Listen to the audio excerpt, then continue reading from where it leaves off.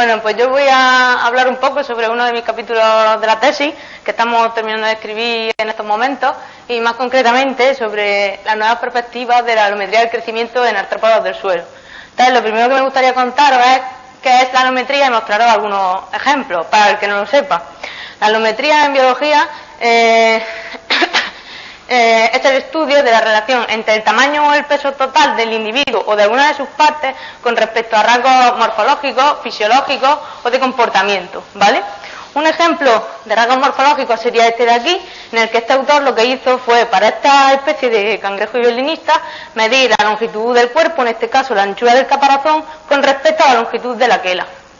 Otro ejemplo, en cuanto a rasgos fisiológicos, sería este estudio en el que midieron el peso total del individuo respecto al metabolismo estándar para euterios y para marsupiales. Pero de todas las alometrías que existen, a mí solo me interesa una, que es la alometría del crecimiento. Hay que tener en cuenta que casi todas las alometrías se expresan mediante ecuaciones potenciales, que tienen esta forma de aquí arriba, ¿vale? En la alometría del crecimiento lo que se relaciona es la longitud total del individuo sin apéndice respecto a la masa corporal o al peso, ¿vale?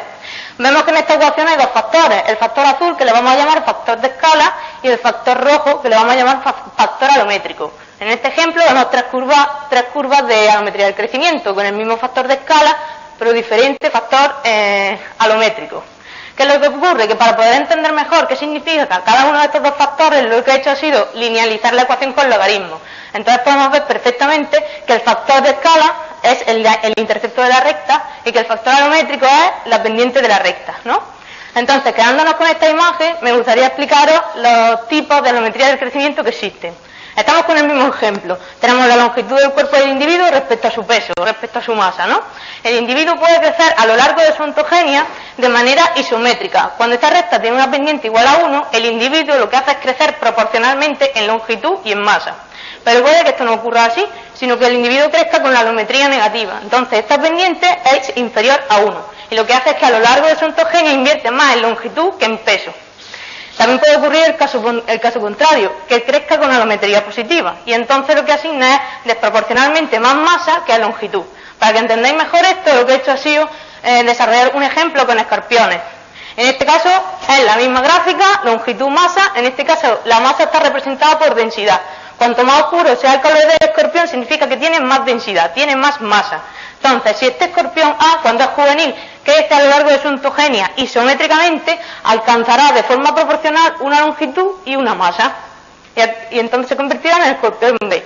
Sin embargo, si crece con alometría negativa, ¿qué es lo que va a ocurrir? Va a invertir más en longitud que en masa.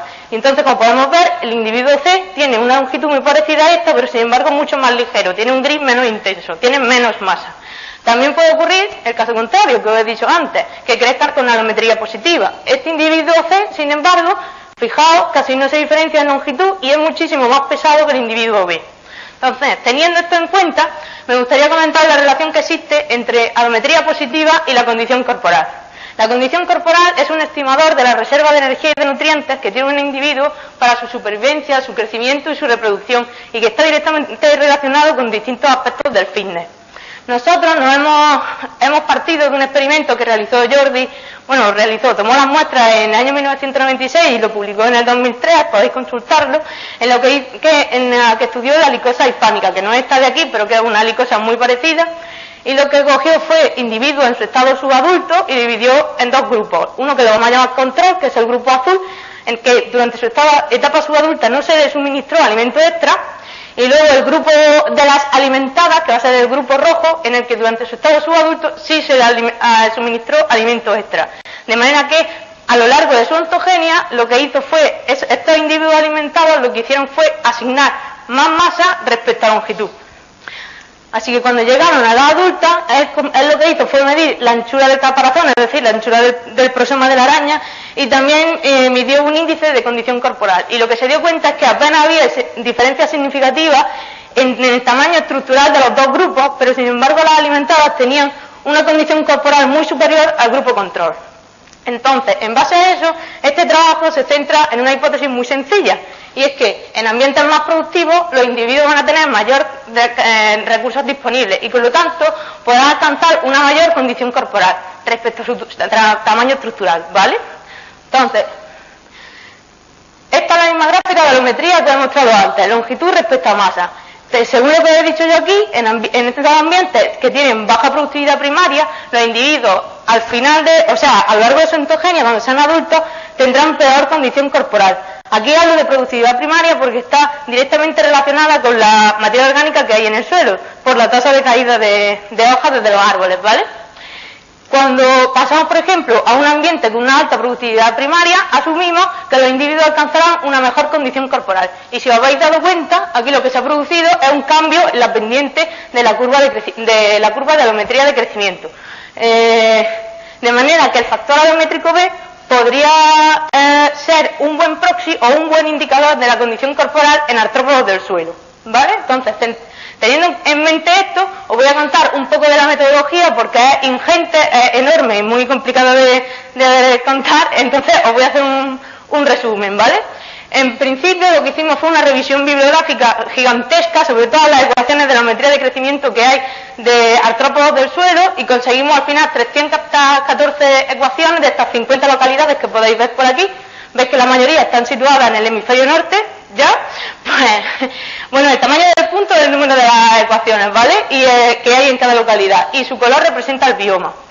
De estas 314 ecuaciones pertenecen a 5 grupos principales de artrópodos, que son los arácnidos, los miriápodos, los colémbodos, los insectos, principalmente coleópteros, y también los isópodos, ¿vale?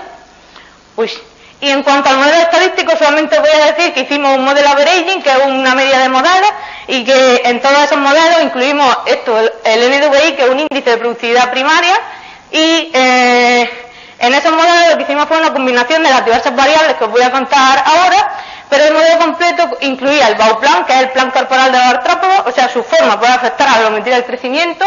También incluimos variables anuales y estacionales de temperatura y precipitación, la altitud, el valor absoluto de la latitud, también una matriz de distancias espaciales para controlar la autocorrelación espacial y otras variables como el hábito alimenticio, el tipo de alometría y la taxonomía, ¿vale? Entonces, en base a eso, ¿qué nos salió? Pues nos salió que el factor alométrico B covaría positivamente con la productividad primaria. Y también nos salieron unos patrones nuevos en que este factor alométrico también covaría positivamente con la temperatura, la altitud y la latitud. Entonces, ¿qué podemos decir?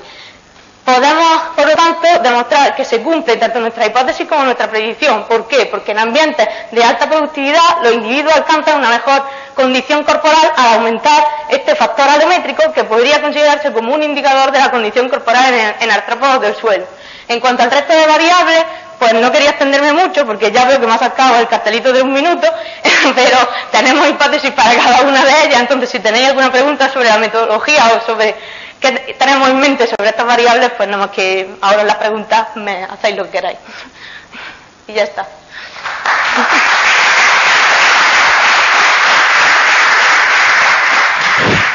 Hay tiempo para preguntas.